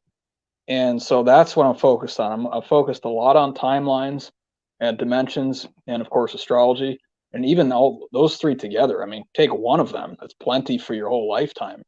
I'm trying to do as much as possible to bring an understanding to it. And I think it's quite logical how I go through things. I'm not like throwing things out of nowhere. I'm trying to bring explanations that actually make sense. Very rarely do I say something. It's like, Dave, what are you talking about? I'm like, okay, well, let me explain what I'm talking about. And I've got like about, you do too, Trish. You got the books and the texts and the references and all this stuff. Let me show you. Of course, if people have an attention span of 5 minutes, I don't have time to show you. So you got to be able to dial in as well. And I'll go through the whole I'm sorry. presentation, show you, yeah, let's show you what I'm talking about and all this stuff. I think you do a great job. But anyway, I just want to address the flat Earth really quickly. Go check out that the show I did on that on my YouTube channel, please, because it's going to give you a really good basis, and then do what you want from there. But I just want to say a couple things. One, the pictures that have been taken of Earth, there's a lot of argument that's been through a fisheye lens, like a convex or a concave lens. So that's Mhm. what's bending it. That's what's making it look like it's a sphere. Right. That's an important one for me to really spend some time thinking about that. The other one is this one's probably the most important one, and I always use the same description of a snow globe. It's what you have, of course, at Christmas time with Santa Claus and the reindeer and the falling snowflakes and all this stuff. And we know it's a dome. We know most of us know what they look like, and you shake them and stuff like this. Okay, so if you're looking through that, we know, I don't think I've ever seen a snow globe where the bottom of it was like curved. It's like a flat bottom, and it's like a diorama when you were in in like middle school. You know what I'm talking about, No, Trish? it's like so I always thought this about snow globes. Their silhouette looks like a keyhole. Yeah. Okay. Right. Yeah. Absolutely. If you're looking at it from the side, you're saying kind of. Yeah. Yeah. Okay. So if you have, say you're looking at, most all of them I've seen, they have a flat bottom, snow globes, but what is curved is the top of it. So when you look through Yeah. the top of it, it makes the bottom look like it has some kind of angular dimensions that are not actually there, not there or whatever. So what I've suggested, and based on how I teach cosmology, and I have a ton of stuff again on that on my channel as well, the cosmic axis, and how specifically the spheres, they're called the spheres. I teach a 10 sphere system above, 10 spheres below. Those are the 10 heavens above the earth, 10 hells below the earth. And what you mentioned previously is some very strong entities in the higher energy, lower dimensions. So the higher energy Right. hells, they're going to feel very powerful, but they're not angelic beings, or they're not Yeah. heavenly beings, which would be coming from above. Because So it's what? what? It's just the fifth dimension, or not fifth, sorry, sixth dimension. Beings are able to take on different forms. You have your shifters and your, Mhm. kind of parallel universes, really, that allows them to see multiple possibilities for everything. Which is Oh, absolutely. actually where I always thought that people who were more like neurodivergent or like autistic or whatever, like myself, uh, I always thought that maybe that's where we came from and why it's so difficult to live in this world because you give me one word, one picture, one whatever piece of information, and my mind just like starbursts into every possible form of that one thing automatically. And it is, and then that's where you get your sensory overload and everything else, because I never realized until I started understanding that not everybody sees it that way. Not everyone experiences all of those things at once. And that was very hard for me to understand because I thought that happened to everybody my entire life.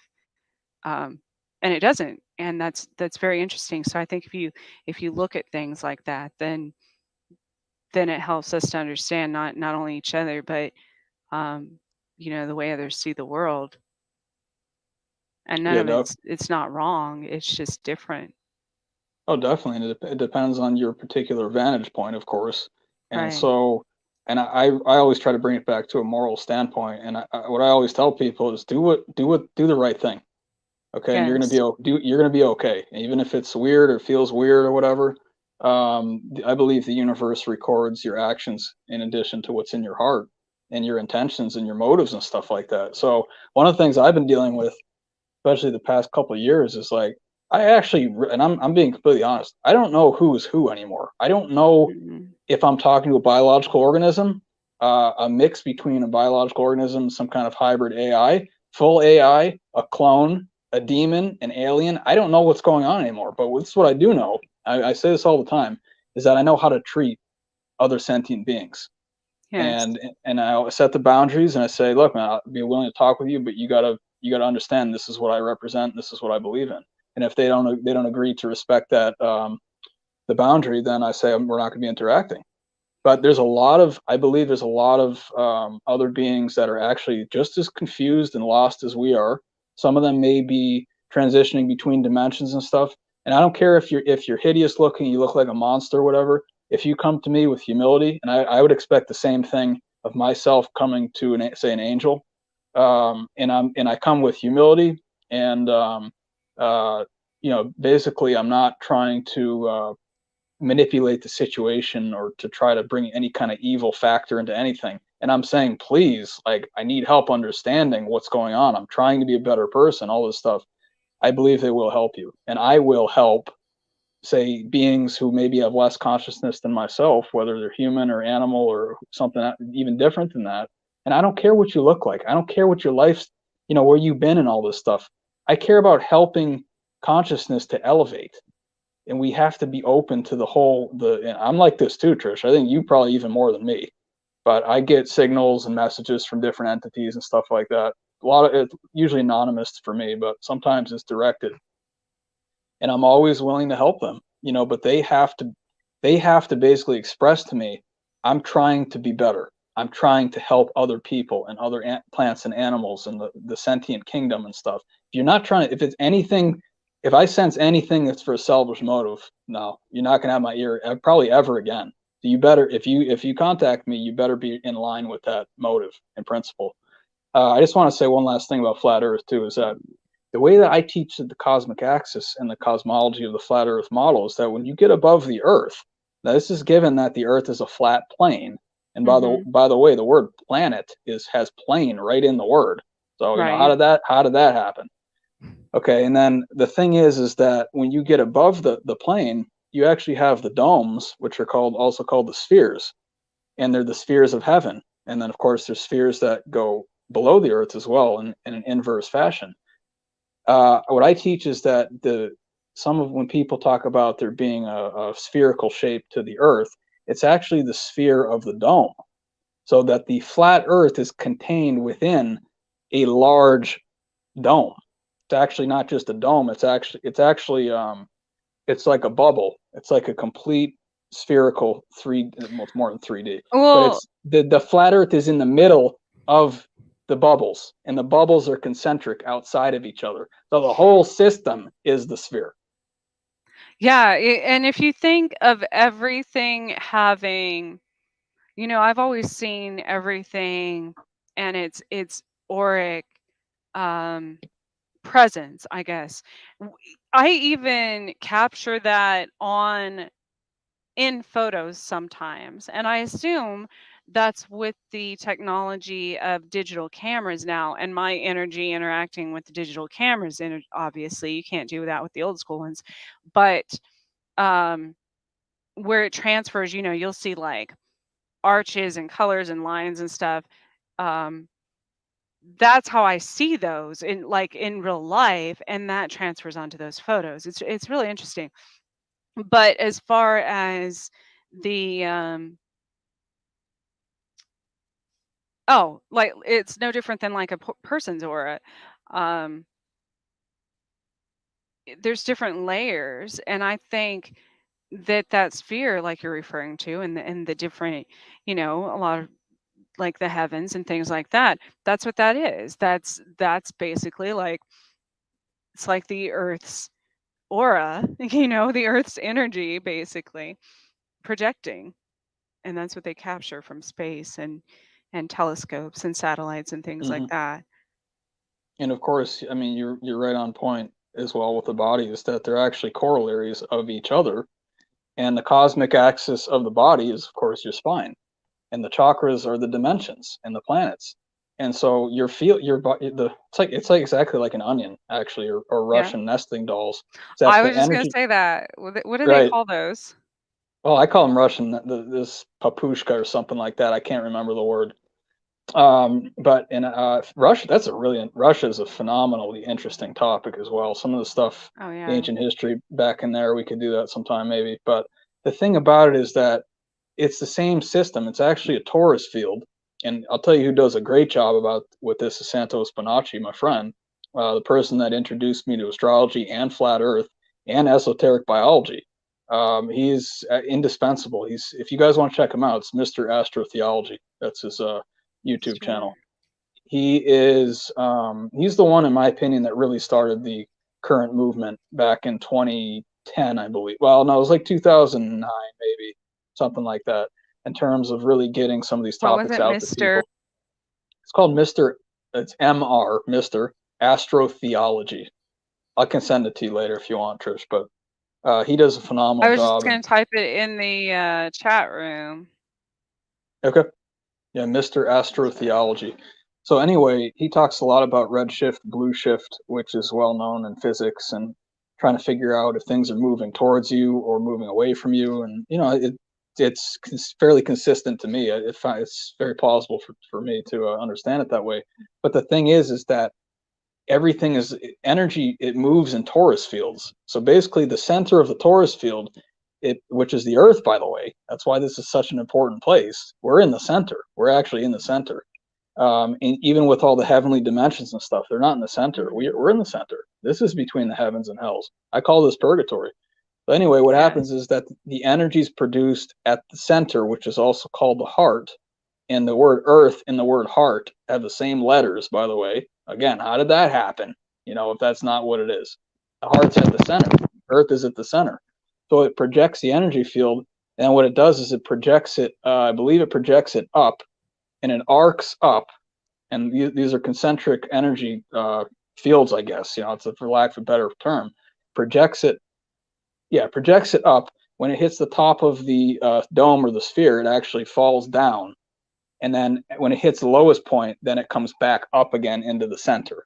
And that's your circulating torus field like that. And the whole solar system, what I teach is that's how it's organized in addition to your body. And the body is a copy of the solar system, and the solar system is a copy of the body. And we each have our own solar system. We are our own walking solar systems. Mm-hmm. It's like, and I'm in the heartland. Exactly right. I'm in the heartland. They have, and there's the golden arches, or not the golden arches. Yes. Oh my goodness. That's a whole nother subject. When I was in Atchison, and I have it on video, something says there, and it points to this place called McDonald Hall, and I'm like, what does that have to do with anything? But you just answered that. The M theory is the 11th dimension before everything would collapse after, infinity. Mm-hmm. And so the golden arch is McDonald's, of course, and then the clown, and yes, everything floats. So we all know that. It's That's actually also that's in my intro. I was dressed up as a clown from like it, because that theory, if you've ever watched that movie and you pay attention to the underlying theme, I guess, of it, um, even in reference to the spider and everything else, weaving basically, um, weaving the like the grid of our makeup, our entire being. Um, that was really deep because I never thought of it that way. And of course, Stephen King um, is kind of a genius in that way of making. But most people will never see those because they're horror movies. So exactly. I think, and you talked about he wrote that book about that train thing too in Kansas, didn't he? yes, big boy. I took a picture of that too. It came through Yeah. Topeka 2 years ago, I want to say, summer before last. For the first time, it had not been commissioned, a steam engine train, since the 40s, I believe. Okay. So And then there's yeah, also the orphan train topic, which is very interesting to me and yeah. related to Tartaria A repopulation. lot of them were transported here from New York and the upper East Coast states to the Midwest. Yes. Um, and there's so many, and that's why Kansas, especially being the heartland, there are and I'm finding out more and more all the time, so many things that happen here. That's why it's called Bleeding Kansas. So um, Yeah, it's it's an very interesting. well. The other part too, Trish, is of course about Oz, and Oh yeah. I had a fascination with that movie when I was a kid. It's not really a movie for kids. They're actually, to be quite honest, in my opinion, but it was No, shown to it's kids. terrifying.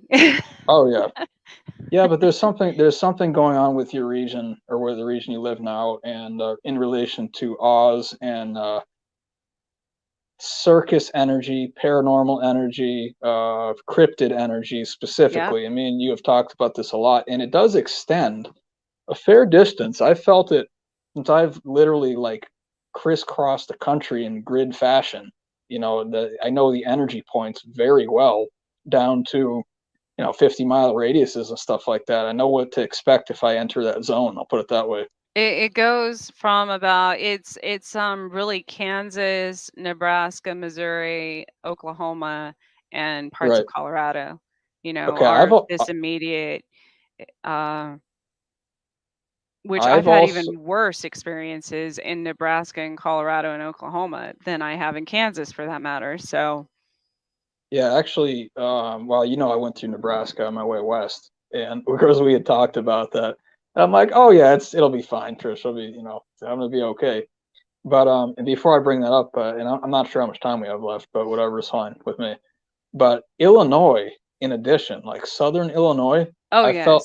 felt some of that there too, Yes. and then you got Cape Girardeau with all the UFO stuff, and Yeah. man, Mount Vernon, Illinois. I don't know if you've been through that town, but it is oppressively dark.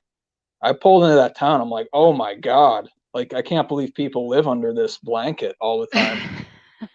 It's very extreme. There's it's I'm actually gonna start traveling probably because I still haven't found a home. So I'm gonna like Okay. homelessly start traveling in the next few months just in my immediate like, Yeah, and yeah. I think I'm gonna document it because there's some places that I'm like people have no idea. Have no idea. Like it was Illinois that I came upon. I was in the middle of a blizzard and I came upon the biggest cross I've ever seen in my life out in the middle of nowhere. Like Hmm. somebody built a giant cross. I mean, giant, like I'll have to find a picture of it. Giant cross off the highway. And then the highway closed and I had to get off. And there's this like no tell motel that was the scariest place I've ever stayed. And I don't get scared that easily. But this place was, something like you would see out of horror movies. And um, it it's so interesting and unless you've experienced don't get me wrong, there's amazing places in the Midwest, there's absolutely beautiful places, but then there's others that are like literally something out of a movie that you wouldn't expect. So I've seen the best of but it's usually the extreme one way or the other, the of both worlds. So One one of the things I've really keyed in on, and again, it was unexpected for me, but I used to try to conceive, mostly because it's easier to organize that in my mind this way, but about areas being like regionally having certain specific regional energies, which is true generally. But there have been states, and specifically what I think of is like northern Missouri, actually. And I know there's more. I mean, I'm amazed I can even remember what I do. I mean, you too, Trish. The amount of stuff that goes through our heads every day, and not just normal stuff like the amount of interdimensional stuff that stuff. happens in my life every day, like Right, right. Yeah, but there's like what I would consider. Oh, where was the other place? Somewhere out west. Um, well, yeah, I can't Utah remember. is really weird. I've Oh had yeah, quite don't. a few guests from Utah. I had the Rune Walker. I had and Quinn Stone. Yeah, they were both had such interesting stories of growing up in Utah. That's a whole that's a whole not just because of the Mormon history and background, but there's so many. I Utah is one of the places that I ended up in the middle of nowhere, um, probably from a military abduction, actually, Hmm. in the middle of the desert. Oh yeah, it's super weird. I think it's the most between Utah and Colorado and potentially northern New Mexico is the most nefarious ET energy in the country, in my opinion. And All I've of been New through. Mexico. Oh, it was all of New Mexico. Well, you know more about that than me, so. But I'm gonna be going through the Southwest a little bit, and actually, what I'm gonna do, Trish, like you were saying, I'm actually going to take. I've never done this before. I think actually I tried to do it way in the beginning in 2008 when I first went on my first cross country trip. I had like a Rand McNally atlas, and I had a highlighter, and I was taking some notes and stuff about what I was experiencing. but I didn't have the understanding of the supernatural world at that time, like at all. That was the very beginning. I'm going to take a couple state maps of specific states, and I'm going to actually document every major road that I'm on, and I'm going to like put a pen in and see when the energy changes and shifts, and I'm going to try to come up with a better understanding of what's happening. Because if you go back to That that area, what's that? well, I was going to say, if you go back to that area and you feel the same thing you felt the first time, Oh then yeah, you can yeah. probably count on that being an energy local to that area. And when you're But then trying to there's other understand, things. Like I used to get messages about uranium and plutonium in regards to Topeka, and I'm like, what is that? And it kept saying it's affecting your head. It's because I would get really bad headaches and certain. I'm like, what is that? Was hmm there like an asteroid or something hitting? Well, in what is it? Burlington, south of Topeka, there's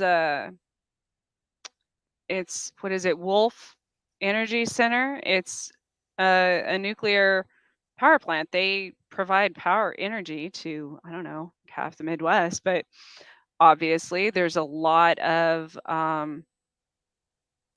that would affect which that's a really small town, but that would affect a lot of northern Kansas. Oh, totally. And I was going to say about northern Missouri too that I found to be a very patchwork energy grid in northern Missouri. Mhm.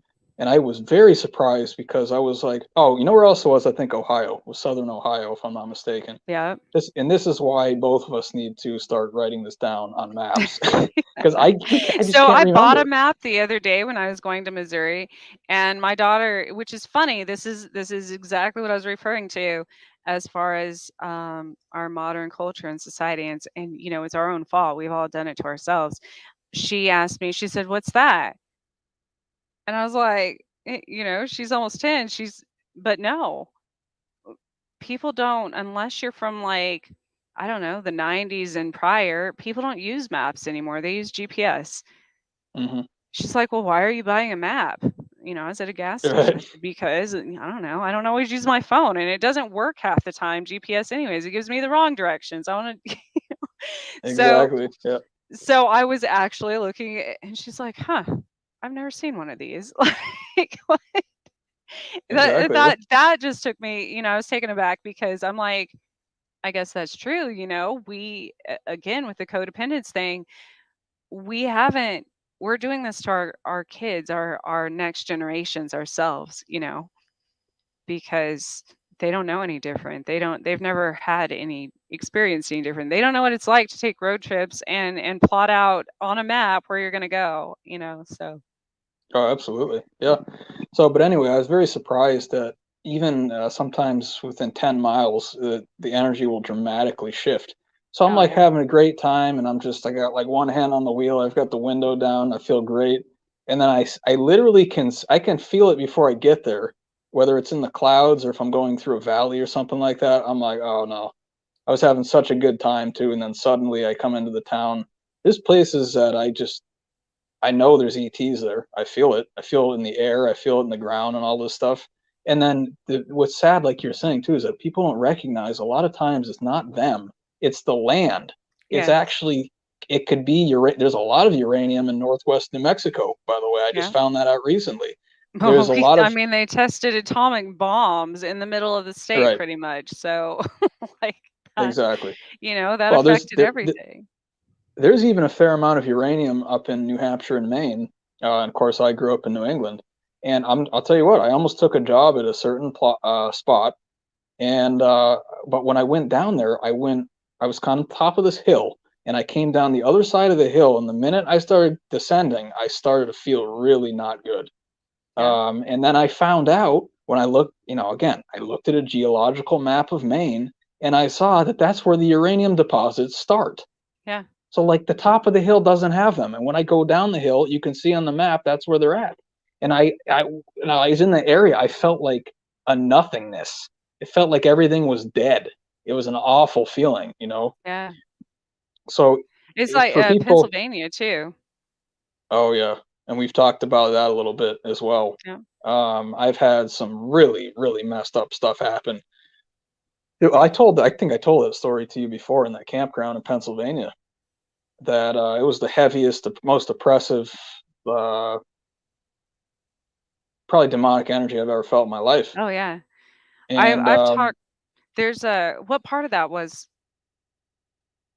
what part of what part of Pennsylvania? Pennsylvania? Yeah. It was like southeast. I can actually, I can tell you where it was after. I have to Huh, find it. southeast. But but what's interesting about this is that a lot of southeast Pennsylvania is there's a lot of well, I mean, even Hershey, I think Hershey's right in there, Hershey, Pennsylvania. There's a lot of agriculture. It's beautifully Mhm. flat fields and Amish country. It's actually very pleasant. A lot of it's very peaceful and pleasant. And then you get into this one pocket. It might be a river Yeah. valley, it might be a mountain pass. Like it's always different. And it's like, what is going on? This is like, and I understand most people are not going to be able to feel all of the nuances and stuff potentially like we can. But part of what I'm trying to do as well is to help people who can't feel that. And some of what I say is, even when you're trying to make a move and stuff, is pick the spot based on where you feel good.